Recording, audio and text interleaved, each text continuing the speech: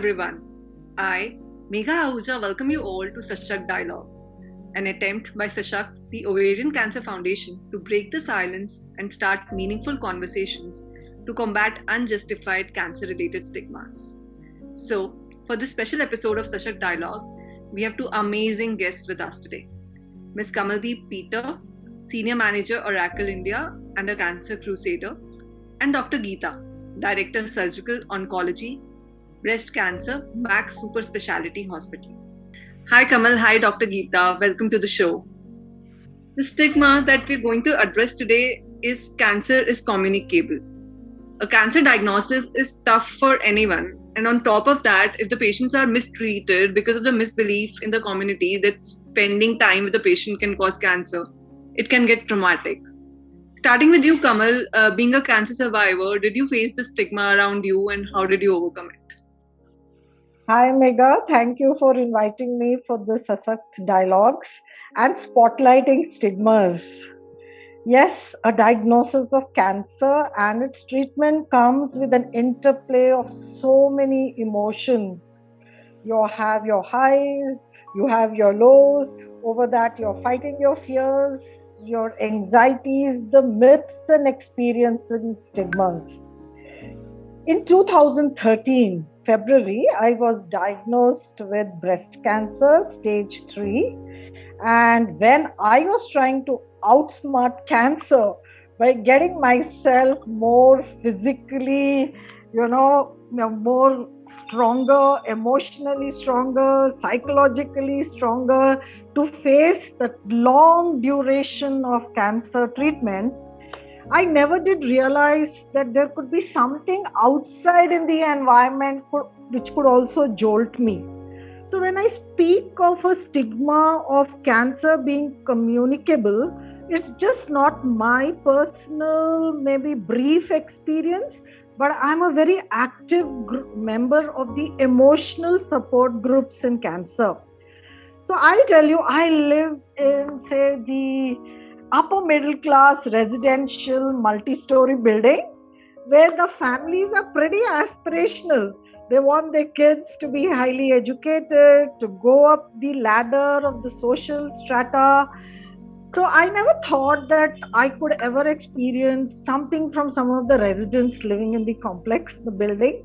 It was maybe the second or third month of my cancer treatment and I had lost all my hair and I knew that I looked very different, but I never gave up working for my company. I was working. As I said, I wanted not to die, deviate, in fact, make my new normal as close to my existing routine. But once in a way, when I stepped out of my flat and I have a green patch and I watered the plants there, I would see a particular, resident.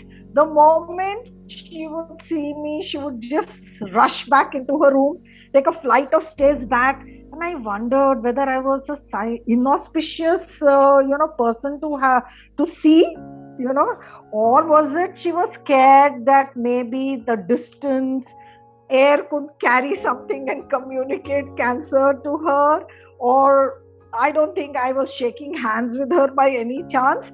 But when it comes to communicable diseases, people think a handshake or probably breathing the same air.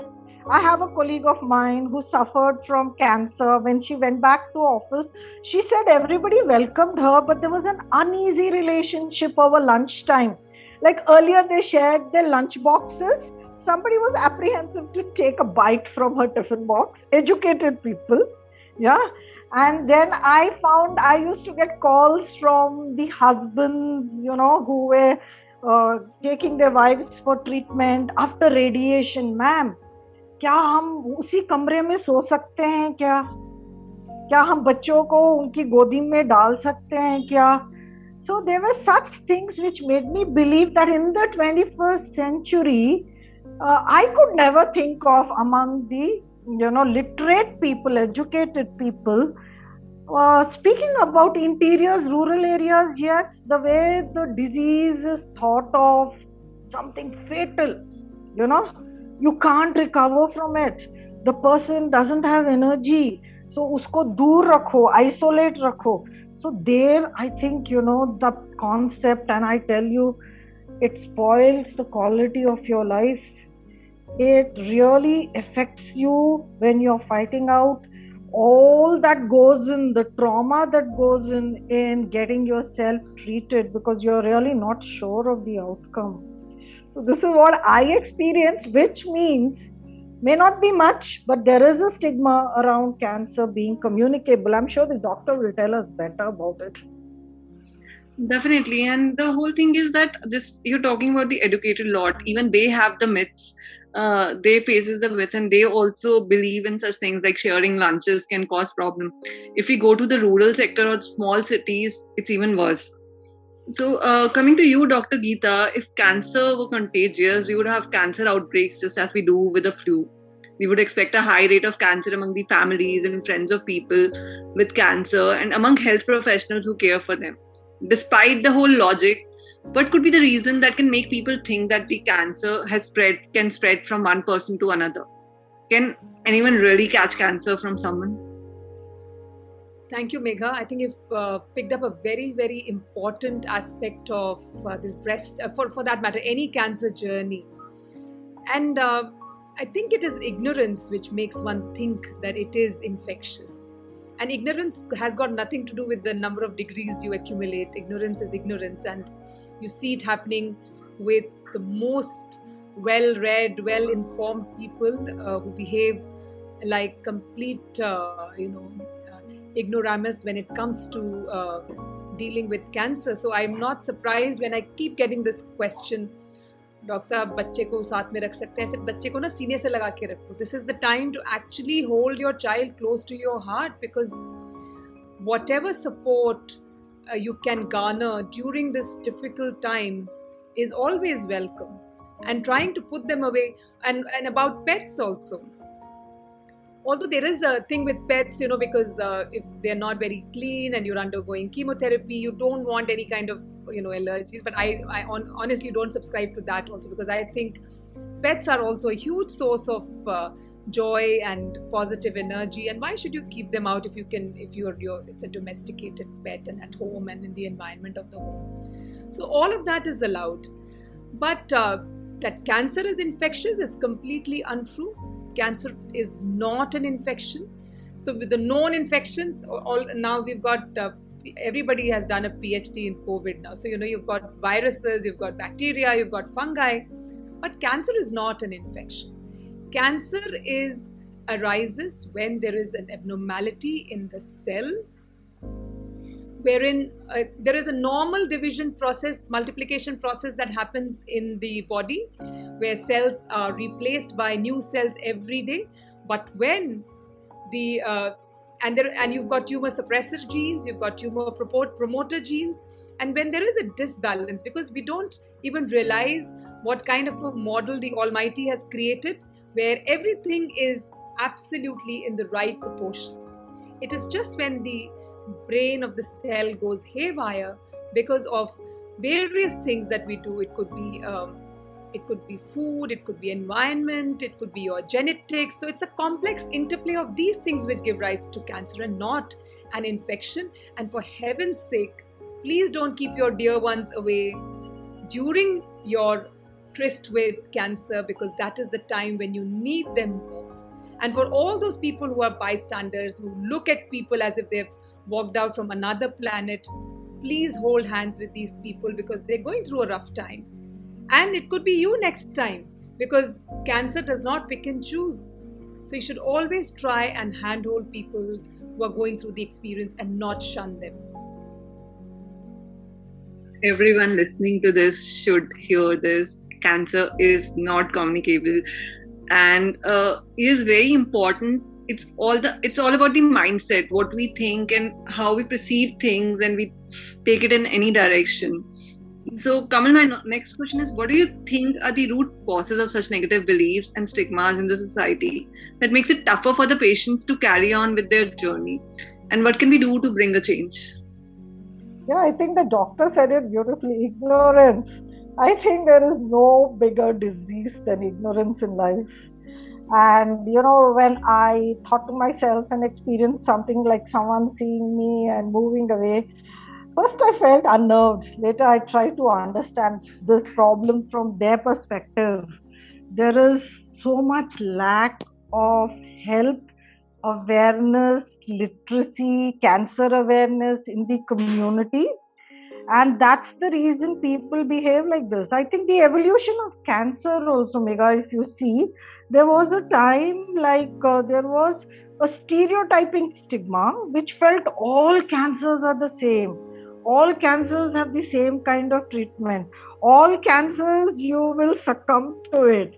It's late, and doctors sometime in the early years never shared the diagnosis also, thinking with the patient that it'll impact them emotionally, psychologically. But I'm so glad these days the doctors, they are such good counselors. They call and they speak to you. And I feel the advances in medical science are not being shared enough in the media. I know of a friend of mine, and it was like I was so surprised, and I was also excited that sometimes we should speak about it. Like, she was in her pregnancy when she was diagnosed with cancer, and she underwent chemotherapy and she delivered a normal child. I don't think anyone has reported such cases. Only, stories of despair, of sadness make headlines about cancer. The new era of cancer treatment is not being shared. So, earlier whatever remained in the mind कि एक cancer वाले का जो fight है बहुत मुश्किल है, they are very weak, उसका treatment is prolonged. The other reason that people think. Another thing is, if it comes in the family, if the mother gets, then the daughter gets, or someone else, they start thinking that it is communicable, it's coming down that way, but it is actually hereditary, it's not communicable. And also, we also know that if I go to donate my blood, I always tell that I'm a cancer survivor. Most of the cases they don't take it, though they know it doesn't spread through blood, but yet the medical field wants, I can say the health professionals want to be very careful about it in organ transplant. So there are lot many things. I think it's ignorance, just ignorance. And I find the younger generation is smarter. I find the people who are a little older, so they are carrying some myths with them which are generational, and they're not aware of the new techniques and the frontiers of research. So I feel that's the reason.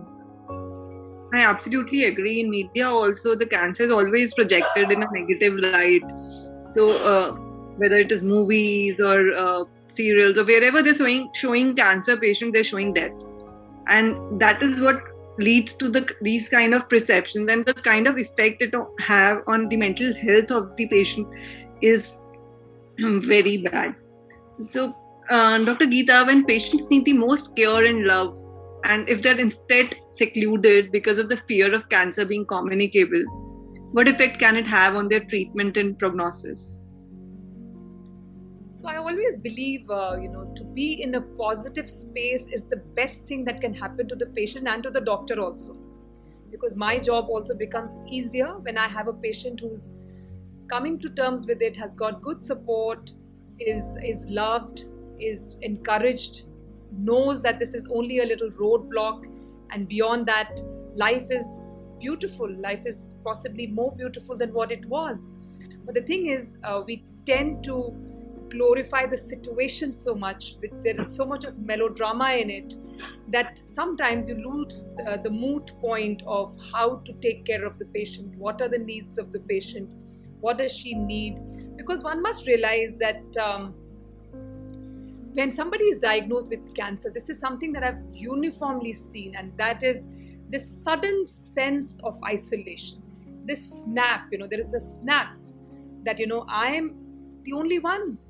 I see so many people around me and there is nobody who's got this disease, so I must be the only one. And then you go back into this, method of trying to tell yourself, oh, I must have done this wrong. This is what went wrong with my life. I'm being punished for something I did. And all those kind of thoughts which do not have a logical basis to it.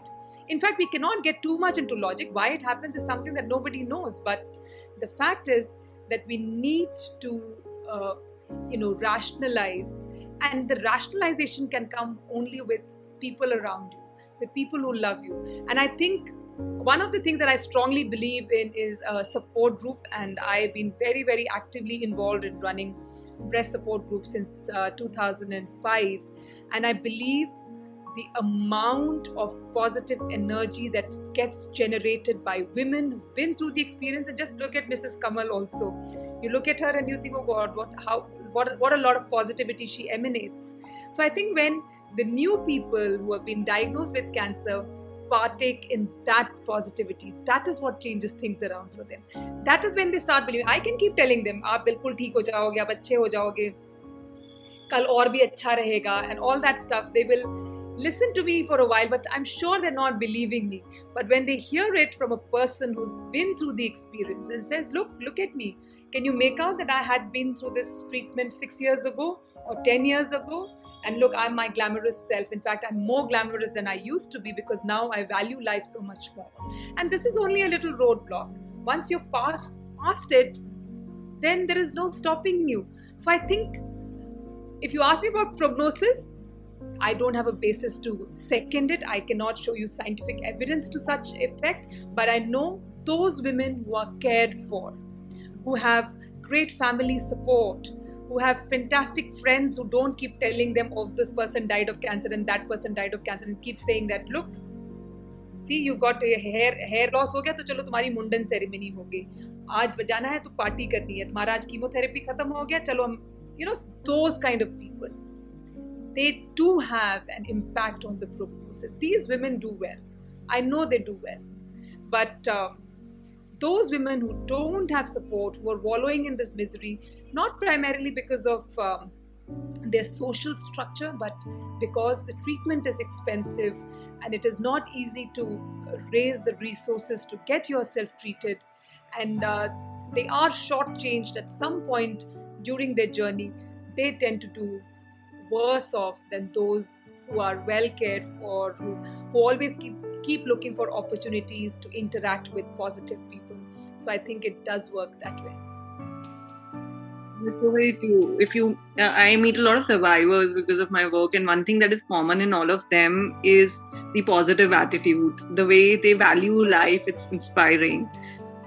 And you very well said that support groups play a major role, because having a right role model is a great help. If we know people who have gone through the journey and are fine now, it makes our journey easier as well, the ones who are recently diagnosed. So my next question is for you, Kamal. Women in general keep enduring pains and other problems, thinking that going to the doctor can lead to something bad, which results in late diagnosis in so many cases. And when it comes to the rural sectors, things are even worse. It's the fear of cancer and associated stigmas that also attribute to this. What is your take on that? Yeah, that's so true. As doctor mentioned, that support groups give a lot of positive energy, where we tell our friends that this is just one chapter of your life. And life can get much better because you have then a balance. You have some, you start believing that you need some me time. One of the reasons, why women endure pain or report late to the doctor is, for us, millions of other things are priorities. You have a master plan for your son's education, your daughter's education, or you have a plan for your own career. And if you are the pivot and the fulcrum in the home that's running a home, and worse still, if you are in a rural area and you have a cancer which affects some of the female parts and you don't have a specialist who's a woman doctor, then again a woman feels she's losing personal control of her life. Once she's suppose diagnosed and she goes to the doctor and he or she says your reports need attention and you need a treatment. And then there's another big factor, as the doctor was mentioning, our financial conditions. We think, women think if I pay for my health care, probably that's eating onto the finances of education of kids, savings for the future, paying the rentals, food, and there's so many other things that she keeps moving and pushing the diagnosis or going for her screening early. And if a stigma gets attached to it, that cancer is like very difficult, उसमें से आप जितना भी खर्चा करो, whatever treatment you go through, your end result is not going to be good, you'll suffer through chemotherapy, and if all that is portrayed to her, she'll wait till things get very, very terrible and out of hand before presenting herself to a doctor. And the doctor has put it a challenge. Someone going early, it's a win-win situation. And I think we need to show through our media and all that there are some people who went early, didn't even have to go through chemotherapy. There are subtypes of cancer, and if you go early and your doctor has told you, oh, I'm glad you came so early, it's just in stage 0 or stage 1, and we can just take care of you hormonally or through maybe a small biopsy. So I think a lot of work needs to be done. The overall picture of cancer is not good in the society. So that's why I say a new era of treatment needs to be spotlighted and highlighted. Very true. It's the need of the hour that women prioritize their health, because early diagnosis can definitely save lives. Dr. Geeta, spouses have a lot of questions after the diagnosis of their partner, including concerns about sexual activities. Can you throw some light on that? So, these are things that are not often discussed. I always try and make an attempt to create this forum where we can come up with these questions. I can assure you the spouses will never come up with this question. It is always the patient who will come up with this question and ask, okay, Dr. Saab, can I resume sexual activity? It is, I say it is possible to, but then, you have to guide them through this also, because the treatment is such that women often have vaginal dryness and they don't have any sexual drive. It doesn't feel right. It's almost forced. But a lot of women go through this because as part of their duty, or possibly just to, keep the relationship going, because I know of women who have had their relationships getting torn apart just basis this, because there was no sexual equation and things were not working out right. A lot of counseling and all that. But, sometimes, you start moving apart and then you get to a point of no return, and then, there is no saying how that relationship will go. But I think, we have to make a conscious effort. As clinicians, I think sometimes we also fail patients in this area because you're so caught up with the treatment and all that bit. But then the support groups are meant to, deal with these things, and also psychologists who are also psychosexual counselors, because there is a psychological aspect to it, there is a sexual aspect to it, and basis what the patient has undergone, what kind of surgery, how comfortable is she with her own self, with her own body image, how does it translate into the image in her husband's eye or in her spouse's eye. All those things are possibly areas that we don't discuss much about. So what you're seeing is a patient walks into your room on a follow-up. You spend about 5-10 minutes with her. But again, this story is pushed under the carpet because, she doesn't talk about it, I don't talk about it, and it just remains in limbo till it does a lot of damage. But I think consciously they have to be put across to psychological counselors. Both husband and wife have to be in that situation, so that there is a meaningful dialogue that can happen, so that even the husband doesn't understand what she's going through. He doesn't understand. If you say vaginal dryness, it hurts. It's possible that he may think, oh look, there she goes, and making another excuse. So I think we need to be more open about it. We need to set the expectations right. We have to get him to, understand that vaginal dryness is real, and you need some lubrication to be, used before the sexual activity happens. So these are things that need to be discussed with both the partners. The dialogue in isolation does not work because she goes back thinking something and the husband's expectation something else. So you have to set the expectations right. So there are a lot of things, there are a lot of gynecological issues that happen post-treatment, and they all have to be addressed, like hot flushes and things, which we don't really talk very much about. Then problem of infertility if it is a young patient desirous of having kids, if she's not desirous, her spouse and their family is interested. So all this expectation setting has to happen right at the beginning. I cannot be discussing fertility measures once she's had chemotherapy. What's the point? I need to discuss it even before she goes in for chemotherapy. So there are a lot of small things which may seem inconsequential, but actually could mean a lot to the person concerned. And those need to be addressed at the right time, at the right given opportunity. Very rightly said. Open conversations can actually help. Open conversations with the spouse, open conversation with the doctor can help the patient deal with the situation in a better way.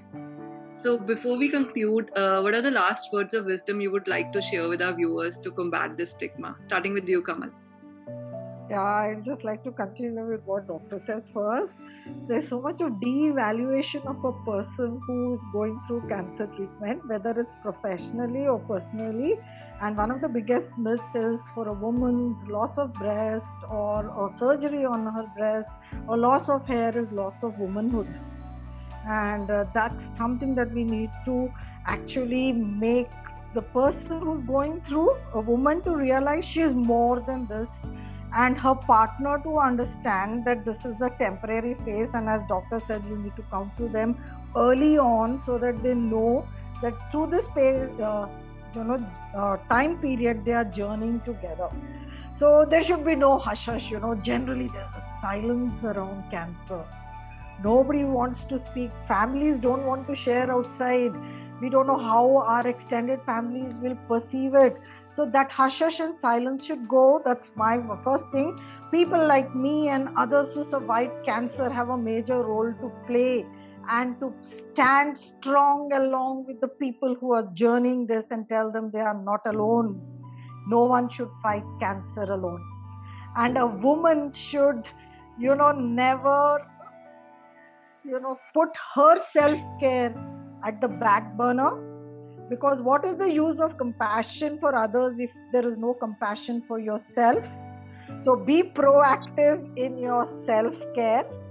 Go early. Make, after the age of 40 or any body change you notice, just move to the doctor and speak to the right doctor. There are oncologists instead of going just to any doctor and then again the diagnosis gets delayed. I think we need to detoxify the cancer care system of all these anxieties, fears and stigmas, and just believe that this is just another disease, a chronic disease. Yes, it comes like, you feel there's a sword on you, but hold on, there are many who can help you to come out of it. Very beautifully said. Dr. Geeta, what message would you like to give to our viewers? Thank you, and very well said by Kamalji. And I think, the important thing is, if you've been through the journey, make at least another 100 aware, and make those 100 make another 100 aware, because awareness is a key issue. We just don't want to talk about it. We believe it cannot happen to us, but the fact is it can happen to anybody. So I think awareness and creating more awareness is a very, very important thing, which each one of us owes to the society. And like Kamalji said, women have this tendency of, treating themselves as secondary. In fact, I don't know which part of the list do they come into, because I always say there is a list which is drawn up from 1 to 10. So in that priority list, 1 could be your husband, 2 could be your child, 3 could be your mother-in-law, 4 could be your job, and by the time it is your turn, it is 10, and the time on the clock is 12 midnight. So that goes into the back burner again. So there is no time for you. you cannot love another person unless you love yourself. So I would urge, so when I'm saying this, I'm guilty of not doing the same for myself as well. But the fact is, we should learn to love ourselves, even if it is 20 minutes, 30 minutes of the time. Do spend exercising, do spend meditating, do take out all these negative thoughts out of your mind. Try and sync yourself with the universe, because universe is much larger than what we think we are. And let us be very, very conscious that we don't run this place. We are part of that ecosystem, but we have the responsibility of taking care of ourselves. Only then can we take care of our loved ones, and for a longer time. So I think that is what I would want to leave you with, that always give a lot of importance to you as a human being. I was just reading a little while ago that this whole world has been designed to suit a man's needs. So I think, women just try to adjust हो जाती हैं, कभी यहाँ कभी वहाँ, पर हमें भी अपनी जगह बनानी है, because this world was not created with the intention of differentiating between a man and a woman. So a woman's life is as important, and I can assure you, the moment she falls, the whole house collapses like a pack of cards. They don't realize it till it hits them. But the fact is that she is a very, very important part of all your lives, and you must give her the due importance and ensure that she goes for her checks. That was so inspiring. Thank you so much. Thank you so much, Kamal and Dr. Geeta, for this insightful discussion. I'm sure our listeners are going back with changed perspectives. I hope with changing times, there is more awareness and all the cancer patients receive only love and support from all around, making their journey easier. On this note, it's me, Megha Ahuja, signing off for the day. Take care and stay Sashakt.